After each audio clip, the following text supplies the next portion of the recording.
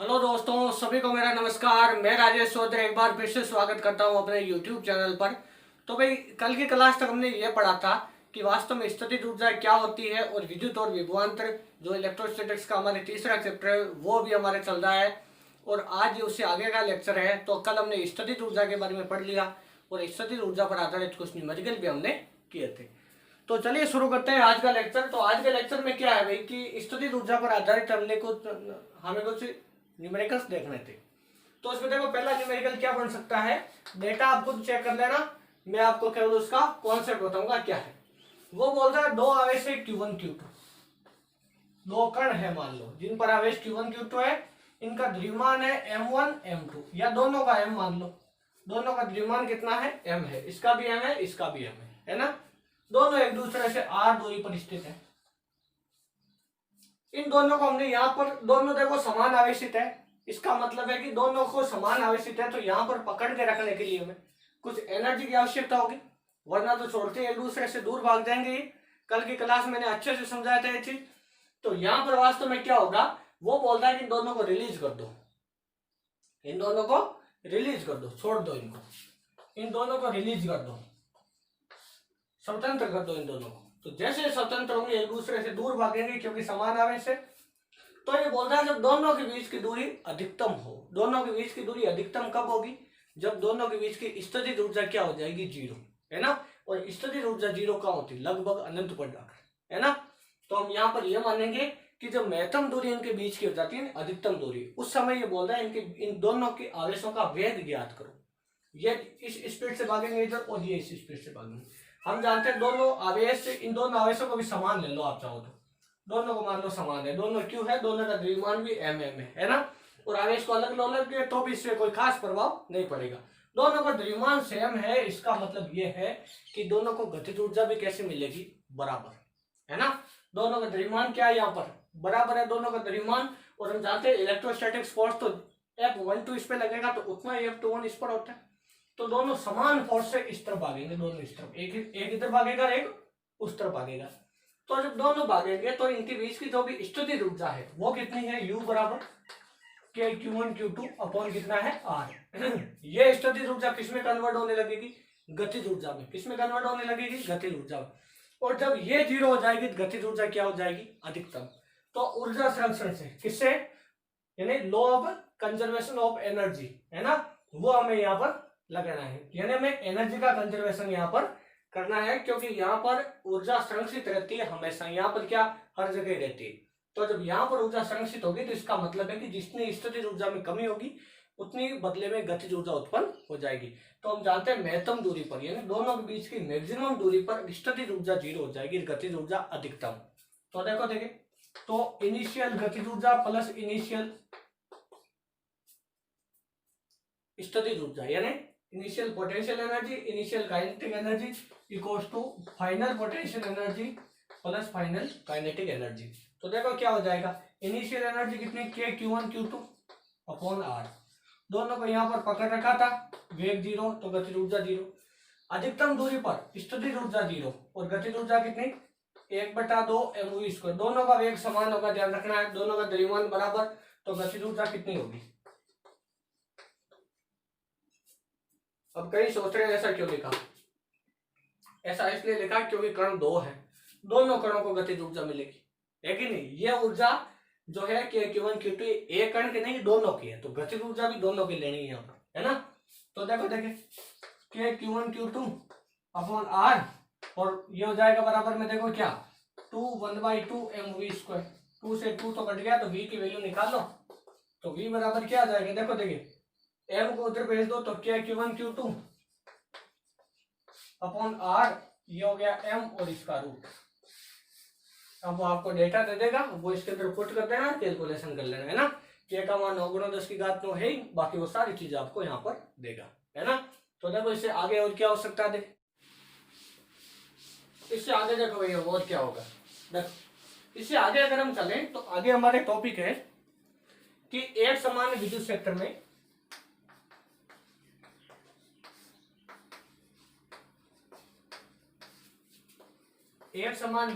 में किसी द्विध्रुव को घुमाने में किया गया कार्य, ये क्या टॉपिक है भाई? किसी द्विध्रुव को घुमाने में किया गया कार्य। द्विध्रुव को कहाँ घुमाना है? शेयर पे थोड़ी ले जाना है ना, या शेयर करवानी है इसको। तो इसको आपको कैसे घुमाना है इसके बारे में हम बात करते हैं, है ना। तो देखो, अगर आप इस टॉपिक को ध्यान से देखो तो एक समान विद्युत क्षेत्र चाहिए हमें। पहले कहानी यहीं से स्टार्ट होती।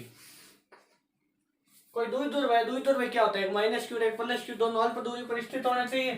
तो देखो देखिए, ये मैंने माइनस क्यू प्लस क्यू बना दिया, है ना। ये अभी जो है वो हमारे विद्युत क्षेत्र से किस कोण पर है? थीटा कोण, ठीक है ना। हम जानते हैं कि द्विध्रुव आघूर्ण जो होता है उसकी दिशा माइनस क्यू से प्लस क्यू की ओर होती है, यानी इधर होगी, और विद्युत क्षेत्र इधर। तो बीच का कोण अभी हमने थीटा मान लिया। वो द्विध्रुव यहाँ पर है, तो ये बोल रहा है क्या इस द्विध्रुव को घुमाने में आपको जोर आता है? देखो देखिए, सोचो, दिमाग लगाओ। देखो, स्थितिज ऊर्जा के बारे में मैंने आपको यही बताया था कि अगर आपको किसी चीज को आप किसी भी चीज के साथ में आप जबरदस्ती करते हो तो इसका मतलब है कि उसमें स्थितिज ऊर्जा संचित हो जाती है ना। नॉर्मली ज्यादातर केसों में ऐसा देखते हैं, इसलिए हम ये ट्रिक काम में ले सकते हैं। तो क्या आपको इसको जबरदस्ती घुमाना होगा? ये द्विध्रुव स्थायी कब होता है? जहां पर ये आराम से पड़ा है, कोई दिक्कत नहीं इसके अंदर, है ना। देखो, वो स्थिति होती है ये वाली। अगर द्विध्रुव विद्युत क्षेत्र में ऐसे रखा है, इसका मतलब है कि विद्युत क्षेत्र इधर से उधर जा रहा है। इसका मतलब इधर कोई प्लस क्यू आवेश रहा होगा और इधर कोई माइनस क्यू आवेश रहा होगा, तभी तो ये इधर से उधर जा रहा है। वरना विद्युत क्षेत्र इधर से उधर कैसे जाता? अपने आप ही विद्युत क्षेत्र उत्पन्न थोड़ी हो जाता है। इसको उत्पन्न करने के लिए हमें आवेशों की आवश्यकता होती है। तो देखो, तो इस वाले माइनस को ये इधर खींचेगा, इस वाले प्लस को इधर खींचेगा, कोई समस्या नहीं, है ना। ये कहलाती है द्विध्रुव की स्थायी संतुलन की अवस्था। जब द्विध्रुव यहां होता है तो क्या होगा? तो ये वाला इसको इधर खींचेगा, ये वाला इसको, और ये घूम के वापस ऐसे आ जाएगा। और जब ये ऐसे होता है द्विध्रुव, एक माइनस इधर प्लस इधर, है ना। सॉरी, ये प्लस इधर माइनस इधर, प्लस प्लस के बीच में प्रतिकर्षण हो रहा है, ये माइनस माइनस के बीच में प्रतिकर्षण हो रहा है ना। ये बेचारा क्या करेगा? तो इसको जैसे थोड़ा सा भी सहारा मिलेगा, ये वापस घूम के इसी स्थिति में आ जाएगा। यानी कोई भी द्विध्रुव हो, कैसे भी रखा हो विद्युत क्षेत्र में, वो हमेशा इस पोजीशन में रहने का प्रयास करता है। इसी पोजीशन में अंत में लौट कर आता है ना। चाहे हमने उसको कैसे भी रखा है, जैसे हम उसको छोड़ेंगे या उसको जैसे मौका मिलेगा, वो घूम के इसी स्थिति में आ जाएगा। ना तो इस स्थिति में रहेगा, ना ही इस स्थिति में रहेगा। इसीलिए इसको कहते हैं स्थायी संतुलन की अवस्था। क्या कहते हैं? स्थायी संतुलन की अवस्था। जैसे आपने किसी स्प्रिंग को खींचा है ना। स्प्रिंग पहले ऐसे थी, इस प्रकार थी पहले, और आराम से पड़ी है। आपने इसको इस प्रकार दबा दिया, या इसको इस प्रकार आपने खींच दिया, तो क्या होगा? जैसे आप उसको छोड़ोगे या उसको जैसे मौका मिलेगा, वो वापस इसी स्थिति में आ जाएगी। इसी स्थिति में दबाया था, संपीड़ित किया था, और इस स्थिति में इसको खींचा था। क्या वही वाले कारण नहीं है? जैसे गुलेल को खींचते हैं, स्प्रिंग को खींचते हैं, तो मैंने बताया था, स्प्रिंग को खींचते हैं, गुलेल को खींचते हैं, वस्तु को पटरी से ऊपर उठाते हैं, या हमारा वो जो होता है ना, हमारा वो धनुष की कमान खींचते हैं। इन सब के अंदर स्थितिज ऊर्जा संचित होती है। क्या इसमें भी आपको कुछ ऐसा ही लग रहा है? क्या विद्युत द्विध्रुव जब ऐसे रखा होता है, स्थायी संतुलन की अवस्था होता है, उसको इस प्रकार घुमा के इस स्थिति में लाने में, विद्युत द्विध्रुव इस स्थिति से हिलना नहीं चाहता है किसी भी कीमत पर, तो उसको यहां से हिलाकर ऐसे लाने के लिए हमें क्या करना पड़ता है? कार्य, हमारी ऊर्जा की हानि होती है। और वही ऊर्जा इसमें किसके रूप में संचित हो जाती है? स्थितिज ऊर्जा के रूप में। इसका मतलब है कि किसी अगर विद्युत द्विध्रुव को हम बाह्य विद्युत क्षेत्र के अंदर घुमाते हैं, तो उसको घुमाने में हमें कार्य करना पड़ता है, उसमें स्थितिज ऊर्जा भी संचित हो सकती है। ये कैसे होता है, ये मैं आपको अच्छे से समझा चुका हूं। अब इसके आगे देखो, द्विध्रुव का आप मान लो ऐसे लेकर आ गए, है ना। आपने द्विध्रुव को ऐसे कर दिया, और ये आपका एंगल हो गया θ2, या इसको थोड़ा सा घुमा दो, या तो ऐसे, इसको आप ऐसे कर दो, ऐसे, है ना। थोड़ा सा घुमा दिया, माइनस क्यू यहाँ आ गया, प्लस क्यू यहाँ, और ये एंगल कितना हो गया? θ2, इसको θ1 के, है ना। तो यहाँ पर घुमा रहे हैं इस प्रकार। इसका मतलब ये कोणीय गति है। कौन सी गति है? कोणीय, है ना, एंगुलर मोशन है। तो हम जानते हैं कि कार्य का सूत्र क्या होता है? बल बराबर, सॉरी, कार्य बराबर बल गुणा विस्थापन। क्या ऐसा ही तो होता है? लेकिन अगर हम इसको कोणीय गति करा रहे हैं, तो कोणीय गति करवाने के लिए एंगुलर मोशन में बल नहीं चाहिए होता है। क्या चाहिए होता है? बल आघूर्ण। और विस्थापन उत्पन्न नहीं होता है। क्या उत्पन्न होता है? कोणीय विस्थापन, थीटा। है ना। अब इसको हमने थोड़ा सा घुमाया पहले डी थीटा तक, तो जब इसको हम डी थीटा तक घुमाएंगे, मामूली सा इसको घुमाया, तब हमें क्या कार्य भी कम करना पड़ेगा, है ना। अब दोनों तरफ लिमिट लगाओ, डी डब्ल्यू बराबर, इसको कहां से कहां तक घुमाया हमने, इसको हमने घुमाया θ1 से लेकर θ2 तक, तो ये तो हो गया आपका डब्ल्यू। और ये देखो अब इस टो का मान कितना, एक समान विद्युत क्षेत्र में किसी द्विध्रुव पर कितना बल और बलागुण लगता है, ये हमने किसमें पढ़ा था, फर्स्ट चैप्टर का लास्ट टॉपिक था ये, है ना, थ्योरी का लास्ट टॉपिक था ये। तो बल और बलागुण, तो बल तो 0 होता था लेकिन बलागुण 0 नहीं होता था, वो कितना होता था, पीई साइन थीटा, कितना होता था, पीई साइन थीटा, और ये डी थीटा, और इंटीग्रेशन θ1 से लेकर θ2 तक। क्या मेरी बात आपको अच्छे से समझ में आई। अब तो कैलकुलेशन है, तो देखो इसके अंदर कैसे हो जाएगी कैलकुलेशन आगे।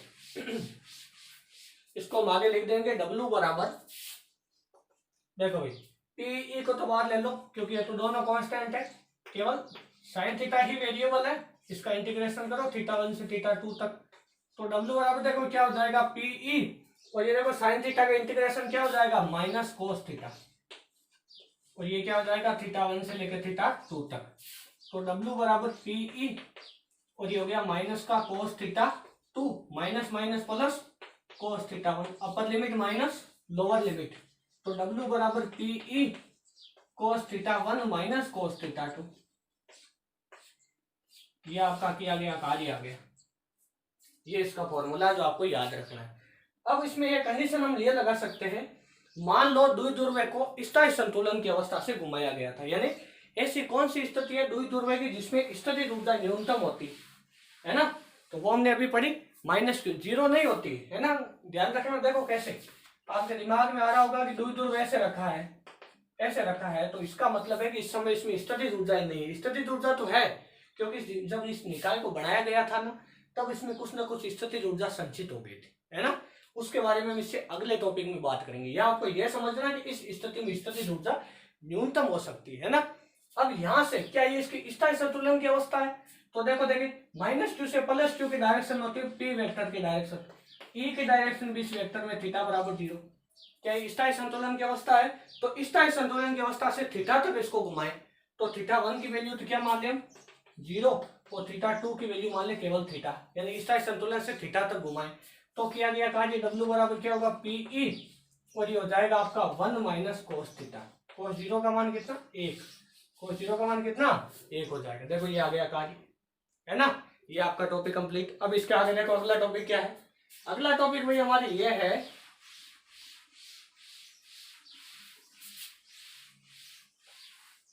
कि एक समान विद्युत क्षेत्र में किसी द्विध्रुव की स्थितिज ऊर्जा, क्या है किसी द्विध्रुव की स्थितिज ऊर्जा, ये तो घुमाने में किया गया कार्य था। अब बात करेंगे कि एक समान विद्युत क्षेत्र में अगर कोई द्विध्रुव रखा है ना, एक समान विद्युत क्षेत्र में कोई द्विध्रुव रखा है तो उसमें कितनी स्थितिज ऊर्जा होती है, तो यहाँ पर दो टाइप हो गई भाई।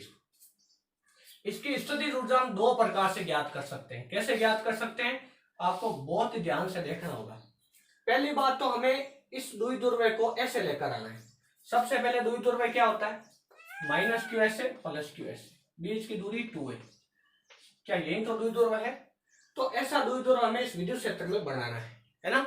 तो वही बात सबसे पहले -q वाले आवेश को लेकर आओ, तो -q वाले आवेश को यहां तक लेकर आएंगे। ध्यान से देखना है बिल्कुल, आपको बिल्कुल एकाग्र होकर देखना है, वरना ये टॉपिक समझ में नहीं आएगा। वरना अगर एक बार देख लिया ना तो फिर कभी भी इसको दोबारा यानी एक दो बार रिवीजन करोगे तभी काम चल जाएगा, बार बार इसको पढ़ने की आवश्यकता नहीं होगी, भूलोगे नहीं, है ना। तो देखो सबसे पहले आप -q आवेश को यहाँ लेकर आओ, जैसा कि हमने कल के लेक्चर में पढ़ा था कि एक बार -q को लेकर आओ, फिर +q को लेकर आओ, है ना, और कार्य ज्ञात करके कार्य को जोड़ दो और वही क्या होगा स्थितिज ऊर्जा। सेम वही कहानी यहाँ पर रिपीट करनी। -q को आप यहाँ पर लेकर आए तो किया गया कार्य कितना होगा W1 बराबर, किया गया कार्य कितना होगा W1 बराबर 0। क्या ये सही है, सोचो, देखिए दिमाग लगाओ। यहां पर ये गलत है भाई, ये गलत क्यों है, क्योंकि यहां पर किया गया कार्य 0 इसलिए नहीं हो सकता क्योंकि जब हम पहले किसी आवेश को लेकर आते थे तो बिल्कुल उसको हम फ्री स्पेस में लेकर आते थे, वहां पर कोई विद्युत क्षेत्र नहीं होता था, केवल अकेले आवेश को Q1 को लेकर आए तो कोई कार्य नहीं करना पड़ा 0। जब दूसरे को लेकर आए Q2 को तो यहाँ पर इसके कारण विभव V1 होता था, तो कार्य W2 बराबर होता था Q2 V1। और इसकी कैलकुलेशन कर लेते थे हम। ऐसा तो होता था। तो जब इसको हम लेकर आते थे, यहाँ पर कोई विद्युत क्षेत्र पहले से नहीं होता था। यहाँ तो पहले से कोई विद्युत क्षेत्र है, तो पहले से जो ये विद्युत क्षेत्र है उसके कारण हम यहाँ पर विभव वही V मान लेते हैं। क्या मान लेते हैं? विभव V मान लेते हैं। मान लो यहाँ पर इस विद्युत क्षेत्र की वजह से कितना विभव उत्पन्न हुआ? V। अब दूसरे प्लस Q को यहाँ लेकर आओ तो कितना हुआ? V। तो जब इस माइनस Q को हम लेकर आए थे तो किया गया कार्य कितना हुआ था? W1 बराबर 0 ने होके कितना हुआ था? 0 ने होके कितना हुआ था? 0 ने होके कितना होगा? W1 बराबर, जब इस आवेश को यहाँ लेकर आएंगे तो W1 बराबर आवेश Q और विभव कितना? V। अब यहाँ ध्यान रखना, आवेश Q1 Q2 नहीं ले लेना है, क्योंकि हम विद्युत द्विध्रुव को लेकर आ रहे हैं। विद्युत द्विध्रुव में दोनों आवेश समान परिमाण के होते हैं लेकिन प्रकृति में विपरीत होते हैं। तो W1 कार्य कितना हुआ? QV। अब ये देखो आवेश माइनस का है, इसका मतलब है कि ये विद्युत क्षेत्र में अपने आप ही आ जाएगा, इसको लाने की आवश्यकता नहीं होगी, क्योंकि विद्युत क्षेत्र इधर से उधर जा रहा है। इसका मतलब यहाँ कोई प्लस का क्यू आवेश है, यहाँ कोई माइनस का क्यू आवेश हो सकता है। तो जब इस माइनस क्यू आवेश को यहाँ लेकर आएंगे तो ये वाला प्लस क्यू आवेश अपने आप इसको खींच लेगा, हमें लाने की आवश्यकता ही नहीं होगी। इसका मतलब W1 बराबर क्या होगा? माइनस का क्यू। किया गया बाह्य कार्य कैसा होगा? ऋणात्मक, है ना। कल के लेक्चर में बता रखा है, अगर आपने वीडियो नहीं देखा तो पहले वो वीडियो देख लेना, वरना यहाँ कुछ ज्यादा समझ में नहीं आएगा ना, थोड़ा बहुत आएगा लेकिन पूरा नहीं आएगा गहराई से। अब देखो W2 कार्य, W2 कार्य प्लस क्यू को यहीं पे लेकर आओ सेम इसी बिंदु पर, इसी बिंदु तक, तो किया गया कार्य कितना? देखो देखिए, प्लस का QV। यहाँ पर विभव V होगा इस विद्युत क्षेत्र की वजह से। ये विभव इन दोनों आवेशों का नहीं है, ये किन आवेशों का है? इसका है बार बार, है ना। तो कुल कार्य कितना हो जाएगा? W बराबर W1 प्लस W2 बराबर कितना? 0। कितना कार्य हुआ? 0। यानी अगर हम इन दोनों आवेशों को यहाँ तक लेकर आते हैं तो हमेशा किया गया कार्य कितना होगा? 0। लेकिन ये विद्युत द्विध्रुव थोड़ी है, एक बिंदु पर लेकर आए, तो विद्युत द्विध्रुव बनाने के लिए इस माइनस Q को आप थोड़ा सा आगे ले जाओगे और इसको यहाँ पर रख दो प्लस Q। क्या मेरी बात समझ में आई? प्लस Q को तो यहीं पे रहने दो और माइनस Q को थोड़ा सा आगे ले जाओ। तो जब इसको हम थोड़ा सा आगे ले जाएंगे तो क्या होगा? अब ये विद्युत द्विध्रुव बन चुका है और ये जो बीच की दूरी कितना आगे लेकर गए? 2a। अब यहाँ से एक लाइन आपको याद रखनी है और वो आप समझ भी गए होंगे कि यहाँ पर जो स्थितिज ऊर्जा है वो इन दोनों से बनने वाले निकाय की स्थितिज ऊर्जा के बराबर होगी, जिसमें बार बार विद्युत क्षेत्र भी शामिल होगा। लेकिन ये वाला जो माइनस क्यू आवेश है, इसको इस प्लस क्यू आवेश की तुलना में 2a दूरी अतिरिक्त तय करनी पड़ी थी, इसलिए यही इनमें किसके रूप में संचित होगी? स्थितिज ऊर्जा के रूप में। क्योंकि जब दोनों आवेश यहाँ तक आए थे तब तो दोनों आवेशों ने एक दूसरे के कार्य को कैंसिल कर दिया था, एक का धनात्मक था एक का ऋणात्मक। जब ये माइनस क्यू यहाँ से यहाँ चल के आया तब कैंसिल नहीं हुआ। क्यों? क्योंकि इस माइनस क्यू ने प्लस क्यू की तुलना में 2a दूरी अतिरिक्त तय की है, इसलिए वो भी कॉन्सेप्ट बताया था। तो बताओ देखिए किया गया कार्य कितना हो जाएगा? W बराबर यहाँ पर क्या इसने अतिरिक्त दूरी तय की? अतिरिक्त दूरी तय की है तो हम जानते हैं कि कैसे निकालेंगे। यहाँ पर दिमाग लगाओ, देखिए कमेंट बॉक्स में लिख सकते हो।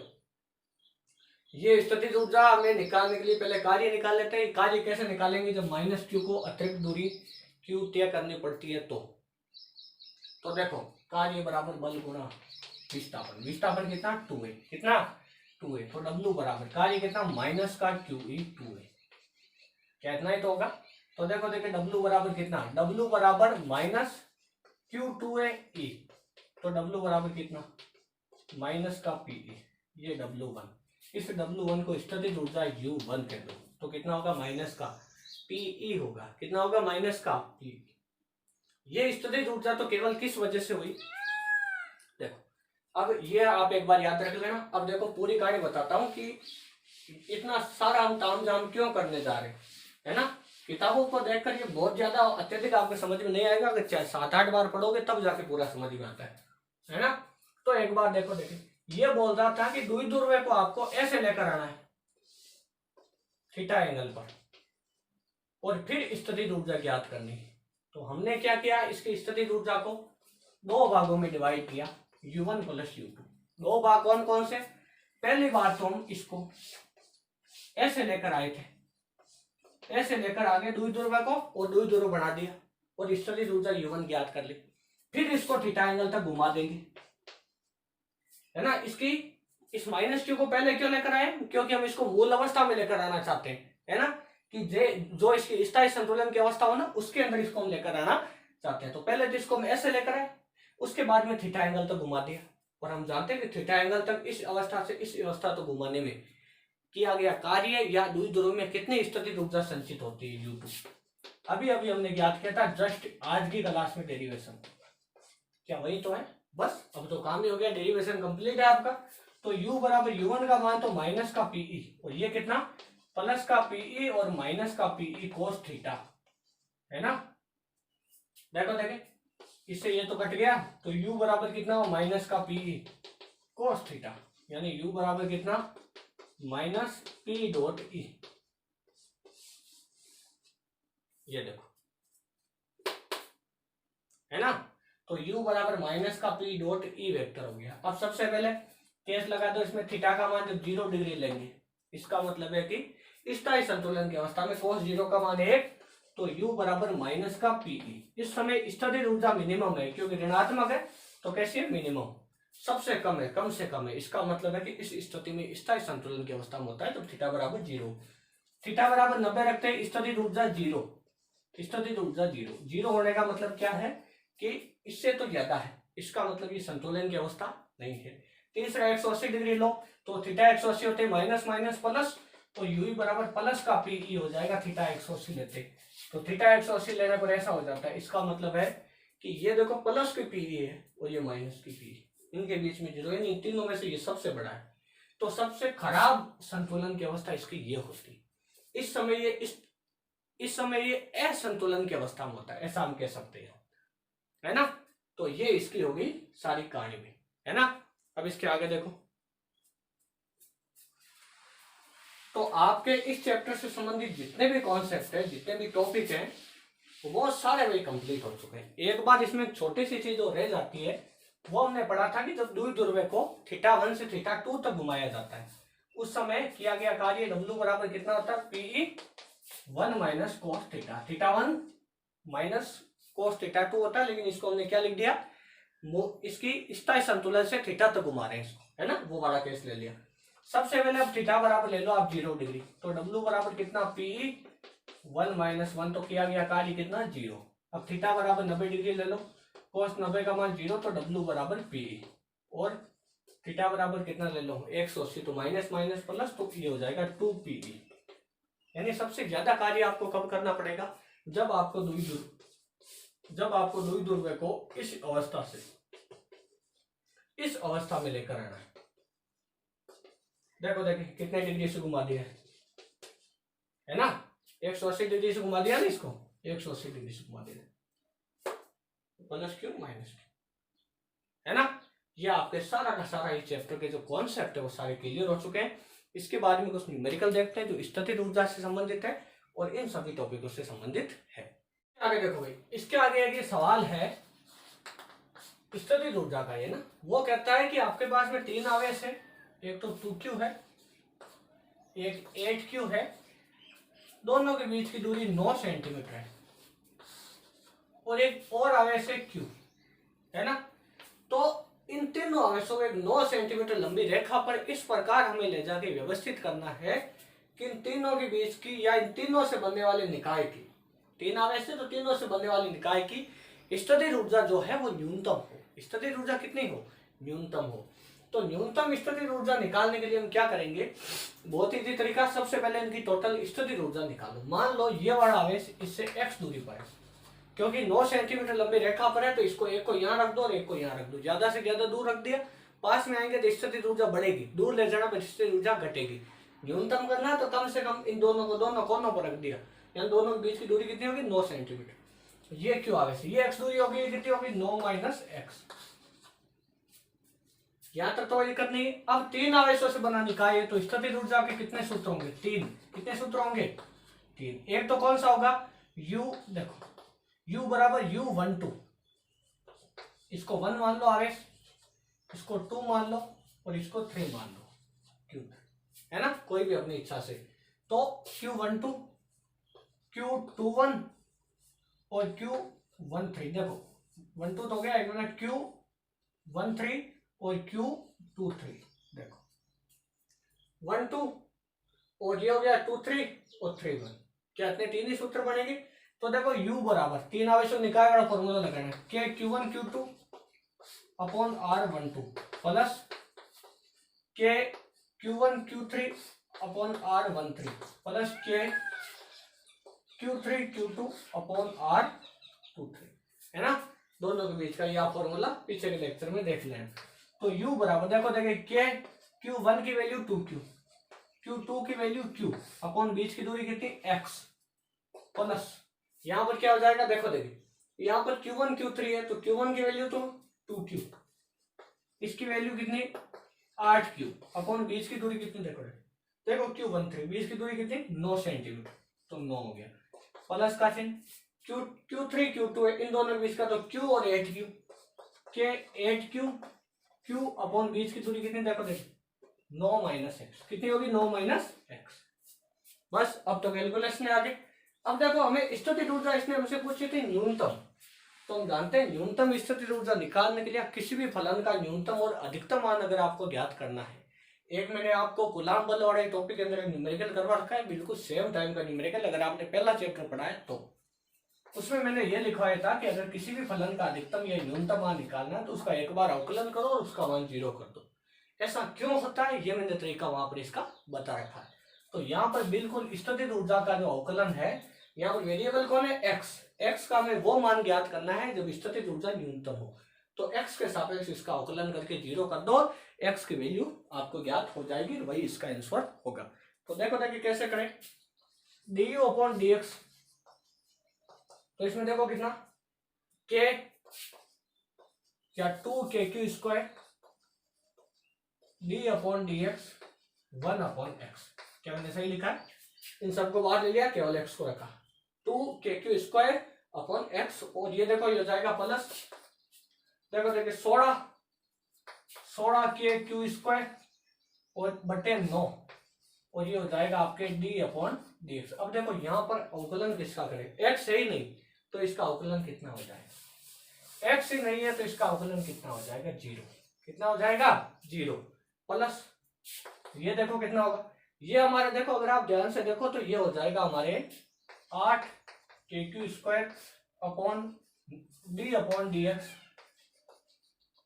1 अपॉन 9 माइनस एक्स, ये देखो अब अवकलन करो तो D you upon D x बराबर 2KQ square 1 upon x, x को ऊपर लाएंगे तो एक्स की पावर -1, तो इसका अवकलन क्या हो जाएगा -1 गुणा में एक्स की पावर -2, है ना, यानी माइनस का 1 अपॉन एक्स स्क्वायर, ये इसका अवकलन है ना।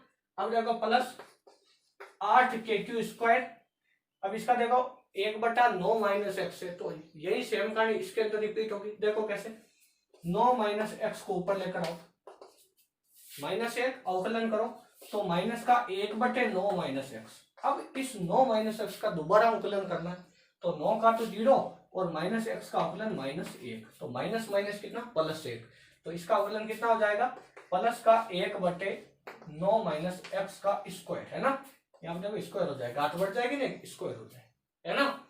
अब देखो x की पावर n का अवकलन करना चाहता है ना, n x की पावर n-1, देखो ये फॉर्मूला लगेगा, है ना, एक बार बता देता हूँ बायोलॉजी वालों को दिक्कत होती है वरना, n x की पावर n-1, है ना।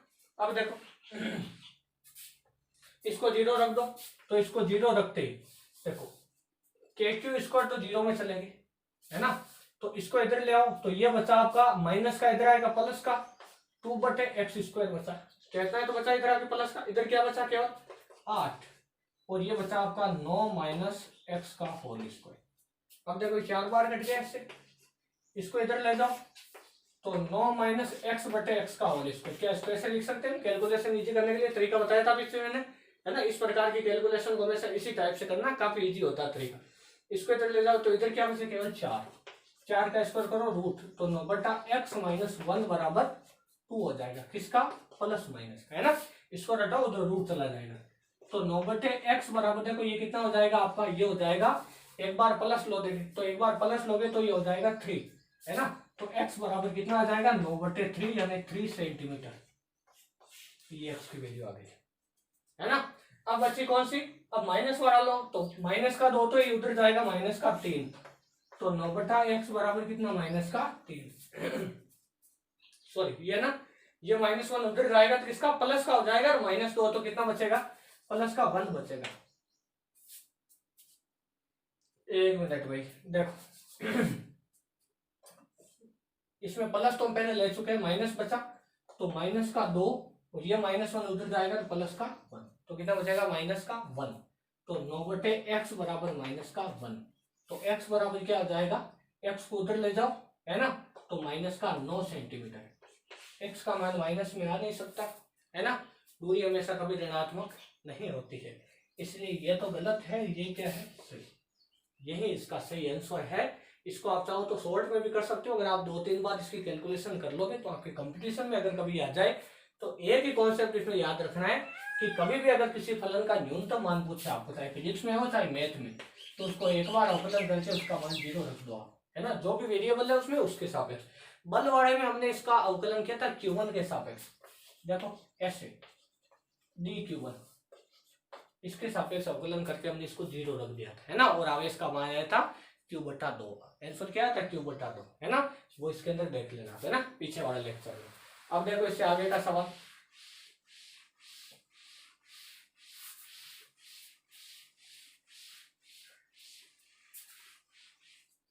इससे आगे वाला सवाल भाई ये है कि आपके पास में ऐसा कोई संभव त्रिभुज है, उसके तीनों कोनों पर एक तो Q आवेश रखा है, एक प्लस का 4Q और एक XQ, है ना।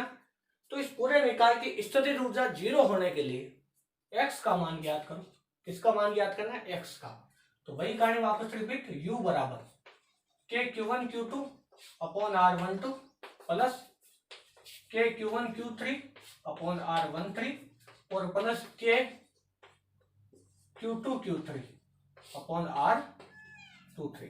इसको आप Q1 मान लो, Q2 मान लो, इसको आप Q3 मान लो, सारी भुजाएं A है, तो ये तो क्या दूरी हो जाएगी R12, ये दूरी हो जाएगी R23, ये दूरी हो जाएगी R देखो 13, बस मान रखो। तो U बराबर Q1 की वैल्यू Q, Q2 की वैल्यू कितनी 4Q, तो कितना हो जाएगा 4KQ², है ना। बीच की दूरी कितनी A तो है, इसकी भुजा A लिए संभावित त्रिभुज है ना, A भुजा। R12 की वैल्यू R13 की और R23 तीनों की वैल्यू A है, देखो है ना, इसकी भुजा A है। तो अब प्लस का चिन्ह के Q1 Q3, Q1 तो Q और Q3 का मान XQ, तो ये हो जाएगा X KQ² upon A, plus का चिन्ह। इसका क्या हो जाएगा Q2 Q3, ये देखो Q2 तो ये Q3 ये, तो ये कितना हो जाएगा 4x KQ² अपॉन बीच की दूरी A। अब स्थितिज ऊर्जा 0 होने के लिए x का मान पूछा था, तो देखो देखिए कैसे निकालेंगे। स्थितिज ऊर्जा को 0 करना है, देखो अब हमें स्थितिज ऊर्जा का मान यहाँ पर क्या करना है भाई 0 करना है। अब की बार न्यूनतम का नहीं कहा, इसने कहा है कि स्थितिज ऊर्जा को 0 कर दो, तो 0 बराबर क्या हो जाएगा, देखो 4KQ² upon A plus x KQ² upon A और प्लस का 4x KQ² अपॉन A, कैसा ही तो होगा। अब इसके अंदर देखो देखिए ये सारे 0 में चले गए, देखो सारे के सारे, तो क्या बचा, देखो देखिए 0 बराबर 4 प्लस 5x, है ना, क्या बचा 0 बराबर 4 प्लस 5x, तो 5x बराबर कितना हुआ 4 माइनस का 4, तो x बराबर कितना हुआ माइनस का 4/5।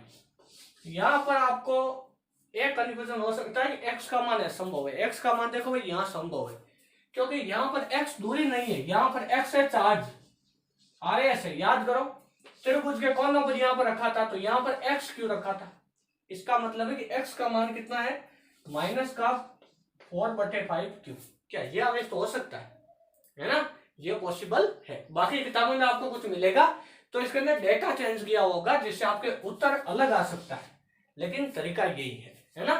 तो बाकी का आज के लिए इतना ही बहुत है, बाकी काम कल की क्लास में पढ़ेंगे। और हमारे चैनल से जुड़े रहने के लिए आप सभी का दिल से धन्यवाद।